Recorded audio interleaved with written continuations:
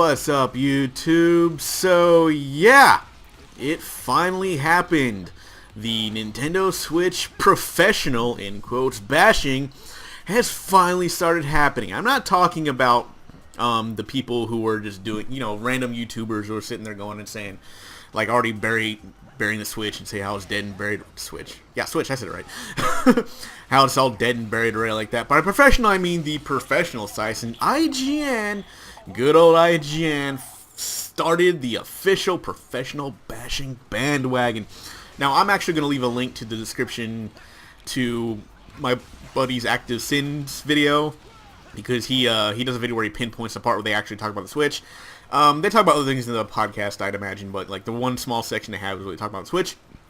And of course, they're doing their things based on, you guessed it, rumors. I mean, hell, when this thing finally gets revealed in a few days, and if you don't find it satisfied and you're worried, then you have all the information you need to be worried. You have the actual information to be worried and make a decision whether you're going to like this thing.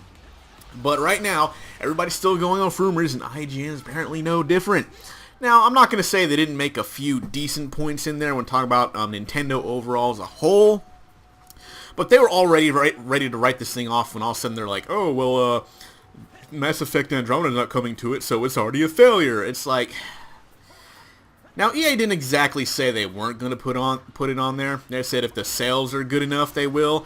I don't think EA is going to put Mass Effect Andromeda on there, despite sales whether good or bad, because I just don't think they think they're going to make the money off of it, depending whether or not the sales are actually up. So that's on them. But I don't know. I'm pretty sure EA will still throw a couple of games on there, probably like some probably the sports games if it does well enough. I mean, they'll definitely get the Maddens and shit on there.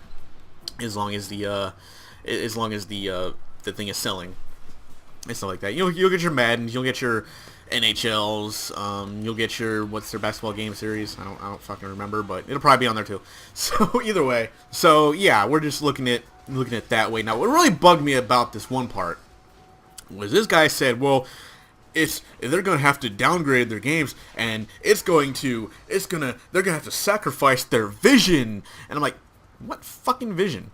Like, these companies, they don't even barely want to work on the games anymore. They want to just get it out as fast as possible, drag and drop, and then fix whatever problems through patching instead of actually like delaying it to make sure it's a good game and the final products. And all fucking sitting here and talk to me about vision when it comes to to third parties or any game developer for that matter, and their developing of games. Now, they do make some valid points. I'm not gonna lie. Third-party relations between Nintendo and third-party are strained. I'm not gonna lie, and it's looking very promising so far for the two. But you never know. It depends on how it goes.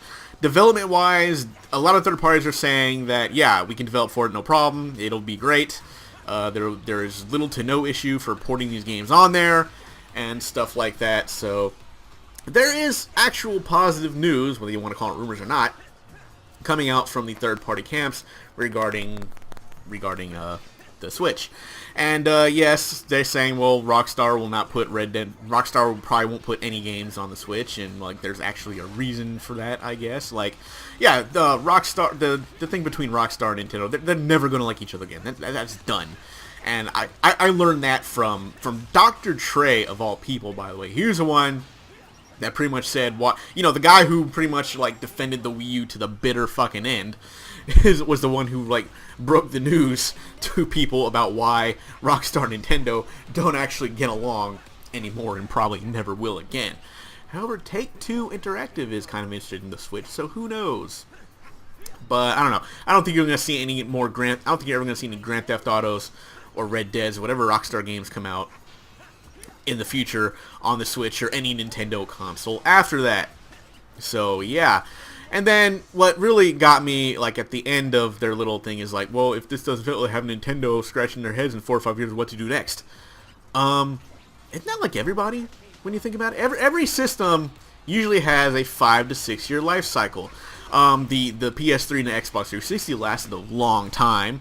But as you can see that the Xbox and the PS4 are getting their PS4 already got theirs, but they're getting their remastered consoles coming out only 3 years in, I'm pretty sure this generation isn't going to last as long as the last one. So we're probably looking at a good 4 or 5 years before PlayStation and Xbox decide to bust out their new systems. Because these systems come out, they're not new. They're just upgrades. They're the same system. They're just adding a little better tech in it to make you believe that they actually did more. So, yeah. So, like I said, the other thing is, like, you know, now this little portion of this video is going to be in the loops of, like, every freaking channel now. Like, everybody who is like, see, I told you Nintendo is gonna, I told you the Switch is gonna fail, I told you, they're gonna reference to this up until the system comes out. They're gonna keep referencing this one, and you know who's gonna do it. You know, I'm not gonna say the names. You know damn well who's gonna be the first on board to sit there and bash the fuck out of these games. You know who's gonna fucking do it. You know. You fucking know. But anyway, yeah, so IGN, although, like, they basically, it was a PlayStation-centric podcast that they do, and they asked about the Switch, so take what they're saying with a grain of salt, but then again, IGN has always more or less been pro PS4 for the past couple of years, so we'll see. So yeah, here we are, and there you go, and I will see you guys next time.